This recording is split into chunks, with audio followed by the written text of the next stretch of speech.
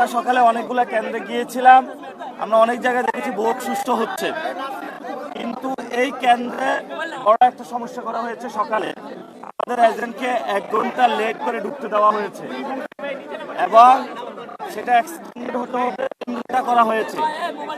তাহলে আমাদের এজেন্ট ছিল না ওই 3 ঘন্টা এই কেন্দ্রের ভিতরে কি হয়েছে সেটা আমরা জানতে চাই। সিসিটিভি উদ্ধার করে ভিতরে আমাদের যখন এজেন্টকে 3 ঘন্টা বাহিরে রাখা হয়েছে, ভিতরে কি করা হয়েছে, এবং আমি এজেন্টের সাথে কথা বলেছি, উনি যেটা জানিয়েছেন আমাকে যে ওনাকে প্রশাসনের লোক চেকিং করে নাই, চেকিং করেছে দলীয় গুন্ডা সন্ত্রাসীরা, মির্জা আব্বাসের লোক।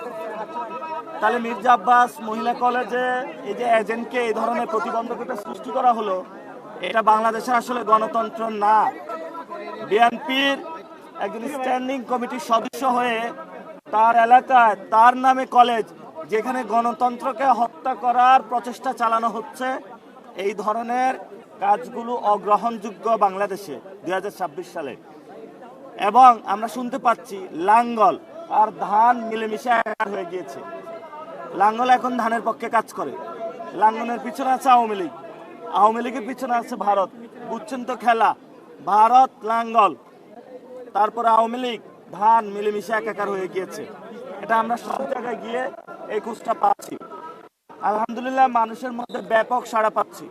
জেনজি যারা শাপলাগলিতে ধুমায়া ভোট মারতেছে, যারা উইমেন শাপলাগলিতে ধুমায়া হলো সেল দিতেছে, আর অনেকেই বলতেছে ভাই স্লিপ নিয়ে আসছি জানের ভয়ে, অন্তরে শাপলাগলিতে ভিতরে যায় সেল দিয়ে আসতেছে।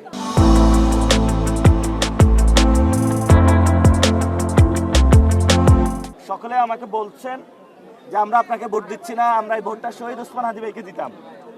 শহীদ ওসমান হাদি ভাইয়ের ভোটটা আপনাকে দিচ্ছি। ফলত শহীদ ওসমান হাদি ভাইয়ের হত্যাকাণ্ডের যে বিচার, এটা আমাদেরকে করতে হবে। আর আমি ঘোষণা দিয়েছি, যারা আমাকে কটু কথা বলেছে, খারাপ কথা বলেছে, মাইর দিয়েছে, আমরা তাদেরকে ক্ষমা করে দিয়েছি। আসুন ঐক্যবদ্ধভাবে কাজ করব। ইনশাল্লাহ আমরা জয়ী হলে আল্লাহর ইচ্ছায় সকলকে নিয়ে কাজ করব। তবে যারা সন্ত্রাস, চাঁদাবাজ, দখলদারিত্ব করে, তাদের হাত দিয়ে আমরা প্রশাসন দিয়ে গুঁড়া করব। তাদের বাংলার জমিনে কোনো স্থান নাই। জালেমদেরকে আমরা বাংলার জমিন থেকে উচ্ছেদ করব এবং এখানে মুসলিমরা যে নির্যাতিত, নিপীড়িত, তাদের অধিকার ইনশাল্লাহ প্রতিষ্ঠা করব। এখানে কোনো 9-6 নাই। যেই যত প্রভাবশালী হোক না কেন, আমরা ইনশাল্লাহ আল্লাহ ছাড়া কাউকে ভয় পাই না আর গুনায় ধরি না। কে স্থায়ী কমিটির সদস্য, কার নামে কি এলাকা, আমাদের কাছে এগুলো মুখ্য বিষয় না। আমাদের কাছে মুখ্য বিষয়টা হলো জনগণ। ইনশাল্লাহ ঢাকা 8-এ জনগণের রায় হবে। সে রায়ের মধ্য দিয়ে নতুন বাংলাদেশ এবং সারা দেশে 11 দলীয় জোট যেইভাবে ভোট ব্যাংকে ভোট পড়তেছে, ইনশাল্লাহ তারা সরকার গঠন করবে। এবং অনেক জায়গায় হামলা হচ্ছে আমাদের উপরে।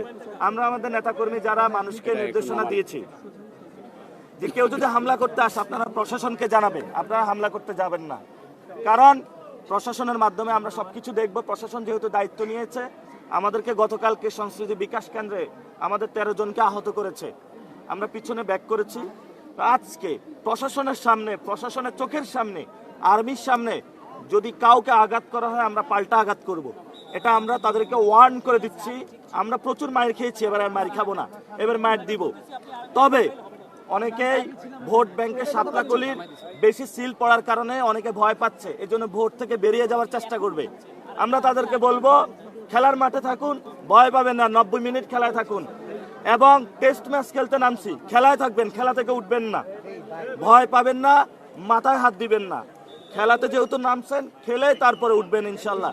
এই খেলায় শাপলাকলির জয় হবে ইনশাল্লাহ।